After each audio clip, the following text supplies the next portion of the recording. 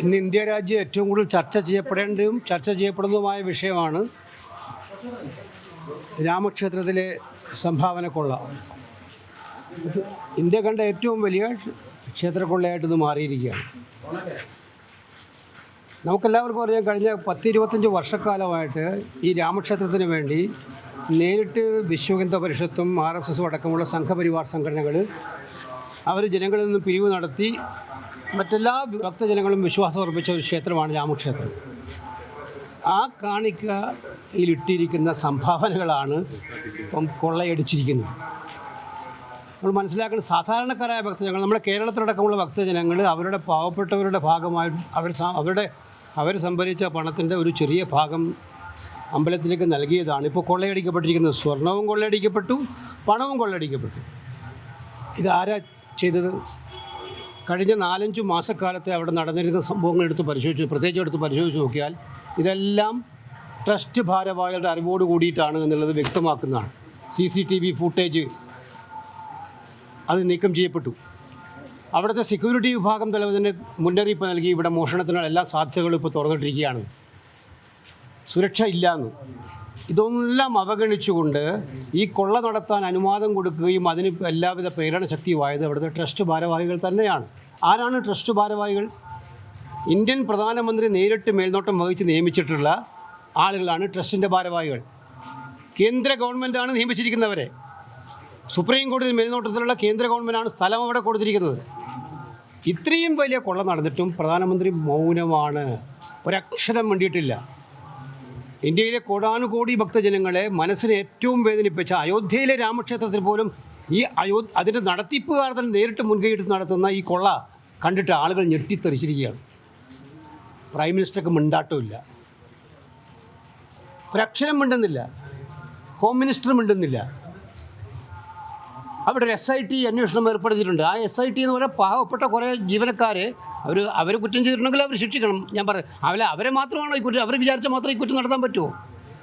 VHP അതിൻ്റെ ട്രസ്റ്റിൻ്റെ general secretary രാജിവെച്ചു. VHP നേതാവ് ട്രസ്റ്റ് രാജിവെച്ചു. അപ്പോൾ അതിൻ്റെ അർത്ഥം എന്താണ്? ഇതിൻ്റെ ഉത്തരവാദിത്വം ട്രസ്റ്റിന് തന്നെയാണ് പൂർണ്ണമായിട്ടും. ആ ട്രസ്റ്റ് ഇതുവരെ പിരിച്ചുവിടപ്പെട്ടിട്ടില്ല. ആ ട്രസ്റ്റ് മിനുക്കുപണികൾ നടത്തി മുന്നോട്ട് പോവുകയാണ്. കുറ്റവാളികളെ സംരക്ഷിക്കാൻ വേണ്ടിയിട്ടുള്ള എല്ലാ ഒത്താശകളും ചെയ്തു കൊടുക്കുന്ന ഏർപ്പാടിലാണ് കേന്ദ്ര സർക്കാർ ഉള്ളത്, സംസ്ഥാന സർക്കാരും അതുപോലെ തന്നെ.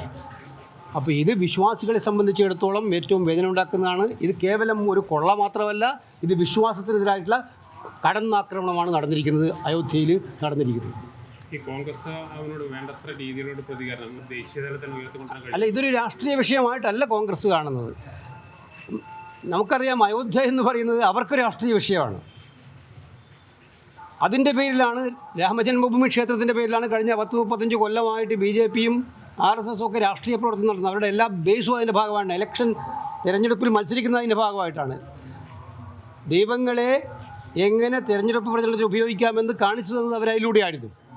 പക്ഷെ അവിടെയാണ് ദൈവങ്ങളെ അവരുപയോഗിക്കുന്നത് കൊള്ള നടത്താനും ജനങ്ങളെ വിഭജിച്ച് വോട്ട് നേടാനും വേണ്ടി മാത്രമാണ്, വിശ്വാസത്തിൻ്റെ പേരിലല്ല.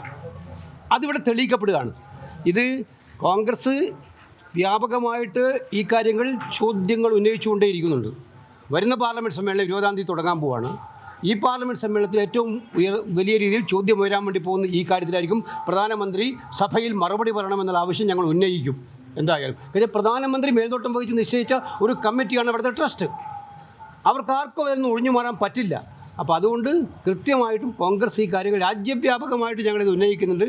ഞങ്ങളുടെ എല്ലാ സ്പോക്സ് പേഴ്സൺമാരും കഴിഞ്ഞ കുറേ ദിവസങ്ങളായി ഇന്ത്യയിലെ പല സംസ്ഥാനങ്ങളും സന്ദർശിച്ച് ഇതിൻ്റെ വിശദീകരണം നടത്തിക്കൊണ്ടിരിക്കുകയാണ്, ചോദ്യങ്ങൾ ചോദിച്ചുകൊണ്ടിരിക്കുകയാണ്. ഇത് ഞങ്ങൾ ആവർത്തിക്കും.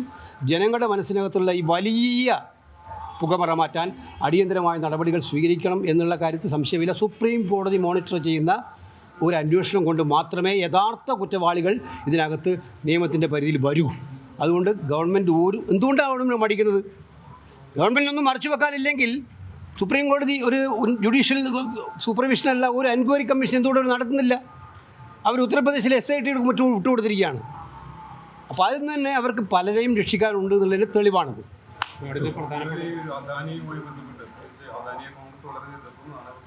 ഇത്തരം കാര്യങ്ങളെക്കുറിച്ച് ഞാൻ പറഞ്ഞിട്ടുള്ള എൻ്റെ അഭിപ്രായം അതിനും ആവർത്തിക്കുന്നില്ല. ഞാൻ ഇന്നത്തെ എൻ്റെ പ്രധാനപ്പെട്ട ഫോക്കസ് അയോധ്യ രാമജന്മഭൂമി ക്ഷേത്രത്തിൽ. കാരണം ഇത് കേരളത്തിലെ BJP-ക്കാരോട് ഈ ചോദ്യം ചോദിക്കേണ്ടതല്ലേ? നമ്മുടെ നാട്ടിൽ നടക്കുക എത്രയോ വിശ്വാസികൾ രാമക്ഷേത്രത്തിൽ എല്ലാ വർഷവും എല്ലാ മാസവും പോയിക്കൊണ്ടിരിക്കുന്നുണ്ട്.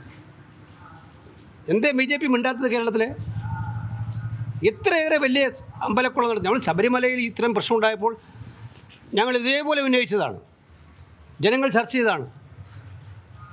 അതിനേക്കാൾ ഭീകരമാണിപ്പോൾ രാമക്ഷേത്രത്തിൽ നടത്തിയിരിക്കുന്ന കൊള്ള.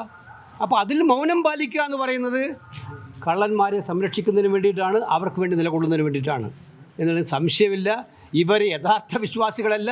ഇവർ ഹിന്ദുക്കളുടെ പേരിൽ കൊള്ളയടിക്കാനും അതുപോലെ ജനങ്ങളെ വിഭജിച്ച് അത് വോട്ട് നേടാൻ വേണ്ടി നിൽക്കുന്നവർ മാത്രമാണ്. ഇവിടെ വിശ്വാസത്തിൻ്റെ പൊള്ളയാണ് വിളിച്ചു തരുന്നത്.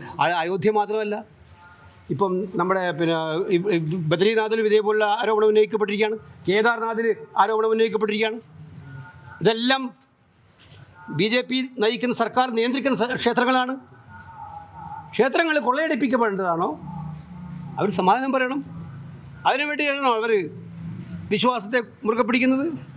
ഞങ്ങളെല്ലാം വിശ്വാസത്തെ മുറുകെ പിടിച്ചത് വിശ്വാസത്തിന് വേണ്ടിയിട്ടാണ്, ദൈവത്തിലുള്ള വിശ്വാസം കൊണ്ടാണ്. ഇത് കൊള്ളയടിക്കാനും ജനങ്ങളെ വിഭജിക്കാൻ ഹിന്ദു മുസ്ലിം അല്ലെങ്കിൽ ന്യൂനപക്ഷങ്ങൾക്കെതിരായിട്ടുള്ളത് ഇതൊക്കെ കൊണ്ടുവന്ന് സത്യത്തിൽ ദൈവം ആഗ്രഹിക്കാത്തത് ചെയ്യിപ്പിക്കുന്നതിന് വേണ്ടിയിട്ടാണ് ഇവർ ദൈവത്തെ ഉപയോഗിക്കുന്നത്.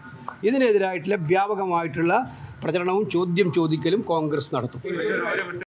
ഏറ്റവും പുതിയ വാർത്തകളും വിശേഷങ്ങളും വിരൽ തുമ്പിലറിയാൻ സീ മലയാളം ന്യൂസ് എല്ലാ ഡിജിറ്റൽ പ്ലാറ്റ്ഫോമുകളിലും ലഭ്യം.